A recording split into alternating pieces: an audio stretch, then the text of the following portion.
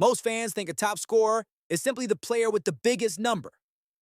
In 2026, that is no longer enough. The real contest is between different ways of scoring, moving, and helping a team survive. And that is why the men outshining Cristiano Ronaldo are revealing something much bigger than a goals table. Ronaldo is still scoring. That point matters. At 41, he finished the Saudi Pro League season with 28 league goals and helped Al Nassr win the title. His career total has moved astonishingly close to 1,000 official goals. By any normal standard, this is not decline. It is defiance. But elite football is cruel because it does not compare you with normal standards. It compares you with Harry Kane, Erling Haaland, Kylian Mbappé, Julian Quinones, Toney, and Lionel Messi. It compares your output with your opportunities, your movement with the speed of the match, your goals with what your presence allows everyone else to do.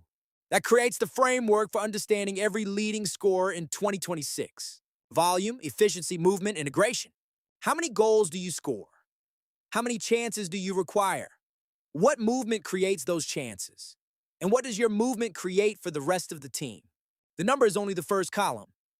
The modern striker is the entire spreadsheet. Start with Harry Kane, the most productive league scorer in Europe during the 2025 to 2026 season. 36 Bundesliga goals in 31 appearances for Bayern Munich. That is more than 1 goal per match. 10 came from penalties, but reducing Kane to penalties would miss the point completely.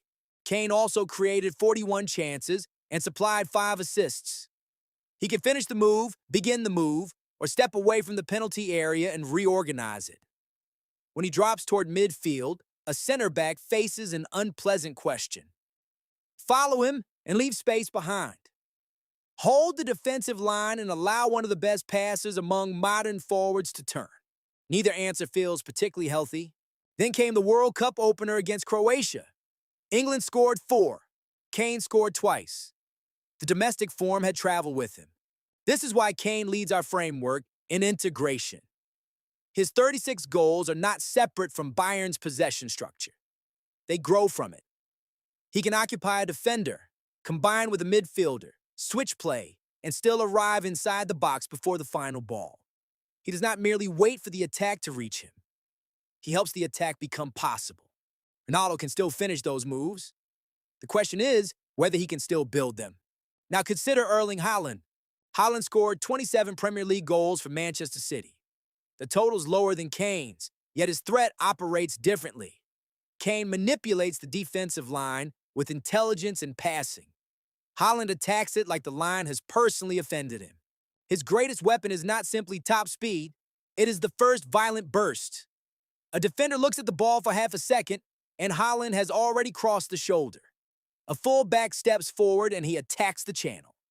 A midfielder gains control, and Haaland begins a run before the passing lane is visible to anyone else. In Norway's World Cup opener against Iraq, he scored twice in a 4-1 victory.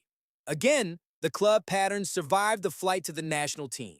The movement data from Portugal's draw with Congo DR makes the contrast sharper. Ronaldo covered more total distance than Lionel Messi did in Argentina's opener. He was not standing still. He was working. But only a small fraction of his distance came at high speed. Haaland produced many times more high-speed running. That distinction is essential. Distance measures activity. Explosive distance measures threat. A striker can travel 8 kilometers without forcing a center back to turn. One 5-meter sprint at the correct moment can destroy an entire defensive shape. Haaland outshines Ronaldo because his running changes what defenders are allowed to do. They cannot squeeze the pitch casually. They cannot step into midfield without checking the space behind them. His movement creates fear before it creates a shot. Then there is Kylian Mbappé, who scored 25 La Liga goals for Real Madrid. Mbappé is not a classic number 9 in the Kane or Haaland sense. He can begin wide, drift between lines, receive defeat, or attack open grass. His advantage is optionality. That word sounds technical, but the meaning is simple. He has several credible ways to hurt you. Show him inside, and he can accelerate outside, protect the wing, and he can attack the center. Hold a deep line, and he can combine around the box. Step higher, and the match becomes a foot race that you did not agree to enter. Mbappe's 25 league goals came with 270 touches in the opposition penalty area. He was not living on one final service. He was repeatedly entering dangerous zones through different routes. That is the modern attacking ideal. Not one solution performed perfectly, but several solutions available at once. This is where Ronaldo's current role becomes narrow. Portugal can still build chances for his heading, positioning, and first-time finishing. But if the defense removes that final action, what is the second threat? Can he carry the ball past the defender? Can he attack the channel repeatedly? Can he drop away and connect the next runner? Can he lead the press without forcing the midfield to choose between following him and protecting itself? Mbappé asked the defense 4 questions. Ronaldo increasingly asked 1. And one question is easier to revise for. But the most uncomfortable comparison does not come from Europe. It comes from Ronaldo's own league. Julian Quinones scored 33 goals for Al Qadsiya and won the Saudi Pro League Golden Boot. Toney scored 32 for Al Ahly. Ronaldo finished third with 28. The official league table is blunt. Quinones scored 5 more. Toney scored 4 more. Both also produced more assists. Quinones had 4, Toney had 7, and Ronaldo had 2. Now add the shot totals. Ronaldo attempted 161 shots. Quinones attempted 136. Toney needed only 93. There's your twist. Ronaldo did not lose the Golden Boot because he stopped shooting. He lost it while shooting more than either rival. Quinones combines direct running with physical aggression and the ability to begin from wider positions. His 33 goals exceeded his expected goals figure, which estimates the typical scoring value of his chances. He was not simply receiving more opportunities, he was converting them at an elite rate. He then carried that confidence into the World Cup and scored for Mexico against South Africa. Once again, the decisive quality was portability. His club form was not trapped inside one tactical environment. Toney offers another model. He scored 32 league goals from far fewer shots than Ronaldo. Penalty expertise contributes to his total, but his game is not limited to the spot. He can play with his back to goal, engage center backs, secure direct passes, and bring runners into the attack. His 7 assists underline the collective value. Early in 2026, Toney produced 2 hat tricks within 3 weeks. Even after missing his first penalty in Saudi Arabia, following a long successful sequence, he recovered by completing another treble. The valuable quality was not perfection. It was recovery. That gives us another part of the framework. The best scorers are not merely converting chances. They are preserving the team's attacking options. Kane preserves the passing option. Haaland preserves the threat behind. Mbappé preserves the dribbling route. Quinones preserves the transition. Toney preserves the direct route and the second runner. What does Ronaldo preserve now? He preserves the final touch. That remains valuable. But it becomes expensive when the entire attack must protect it. Portugal's 1-1 draw with Congo DR exposed that cost. Ronaldo started as center forward and completed the match without a goal, an assist, or a shot on target. He had 25 touches. Portugal controlled most of the possession and produced attempts, yet the attack often felt crowded around its most famous player rather than liberated by him. One sequence captured the problem. João Cancelo advanced on the right, while Bruno Fernandes moved from midfield toward the box. The striker's job was not necessarily to receive the ball. It was to attack the 6-yard area, pull the central defenders deeper, and open the arriving lane for Bruno. Instead, Ronaldo moved toward the same space the pass wanted to enter. The defenders could compress. The angle disappeared. The move became easier to contain. This is the cruelest detail in modern attacking football. A striker can work hard, want the ball, and still damage the move by wanting it in the wrong place. Goals are visible. Space is invisible. The top scorers of 2026 are winning both competitions. And then Lionel Messi made the comparison almost theatrical.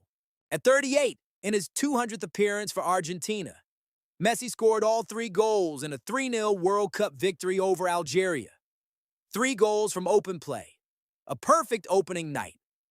He reached 16 World Cup goals and drew level with Miroslav Klose's long-standing record. Messi and Ronaldo are both playing a 6th World Cup, another historic act of endurance. Yet their teams are asking them to age in very different ways. Argentina does not demand that Messi behave like a 25-year-old pressing forward. It gives him freedom, but that freedom is connected to a system. Midfielders cover space, runners stretch the defense. Messi receives where his vision and finishing can still decide the game. His reduced running is not ignored. It is budgeted. Portugal also tries to accommodate Ronaldo, but accommodation becomes dangerous when it removes movement from the most advanced position. Messi can create the pass that replaces the sprint. Ronaldo's current role depends more heavily on someone else creating the pass for him. That is the key difference between aging slowly and aging strategically. Messi's hat trick does not prove that age is irrelevant. Ronaldo's difficult opener does not erase 28 league goals or a career of extraordinary reinvention. The lesson is more precise. Age changes which parts of your game a team can build around. For Messi, elite creation still survives alongside elite finishing. For Ronaldo, elite penalty box instinct survives, but the surrounding actions have narrowed. When the cross does not arrive, when the defender wins the first duel, or when the match demands repeated high-speed pressure, Portugal needs another route. This is why the conversation should not become disrespect disguised as analysis. Ronaldo is not suddenly a poor footballer. A poor footballer does not score 28 league goals at 41. He remains one of the greatest finishers the sport has produced and one of its most durable competitors. But a legendary career does not guarantee the correct tactical role. Portugal has seen this movie before. At the 2022 World Cup, Gonçalo Ramos replaced Ronaldo in the starting lineup against Switzerland and scored a hat trick. The point was not that Ramos had become a greater player. The point was that a different profile unlocked a different version of the team. That option still exists in 2026. Ronaldo could become a devastating second-half weapon. Imagine him entering after 60 minutes, when center backs have spent an hour chasing Rafael Leão, tracking Bruno Fernandes, and defending an aggressive press. The tempo begins to fall. Crosses become more frequent. One chance can settle the match. In that role, his reduced volume of explosive movement matters less. His penalty box intelligence matters more. Portugal would not be removing a legend. It would be concentrating his remaining advantages. Football has always done this to its greatest players. The final evolution is rarely about doing more. It is about choosing what still changes the match. So why are the leading scorers outshining Ronaldo in 2026? Kane scores more while connecting more. Haaland scores through movement that terrifies the defensive line. Mbappé creates several threats from the same starting position. Quinones converts at a higher rate while carrying transition danger. Toney produces goals and assists from dramatically fewer shots. Messi has adapted his genius to a structure that amplifies what remains. Ronaldo still owns the greatest historical number, but in the present tense, the others are offering more complete attacking equations. Volume, efficiency, movement, integration. That framework changes how you watch a striker. The next time a forward fails to touch the ball, do not immediately call him invisible. Look at the center back he moved. Look at the lane he opened. Look at the teammate who entered the box because the striker left it. And when a striker shoots repeatedly, do not automatically call him dangerous. Ask what those shots cost. Ask whether another runner disappeared. Ask whether the attack became predictable. The scorer is not always the player who improves the chance. That is the uncomfortable truth surrounding Ronaldo in 2026. His legacy is secure. His ambition remains extraordinary. His 28 league goals deserve respect. But Portugal's World Cup cannot be designed as a museum exhibition. It must be designed as a functioning attack. The next matches will reveal whether Roberto Martinez protects Ronaldo's status or protects Portugal's structure. That decision may define the final World Cup chapter, of the most prolific international scorer the men's game has ever seen. Tell me in the comments which role you would give Ronaldo now. Starter, impact substitute, or something more flexible. Most fans think a top scorer is simply the player with the biggest number. In 2026, the biggest number may belong to Ronaldo's past, but the most complete answers belong to the strikers moving beyond him.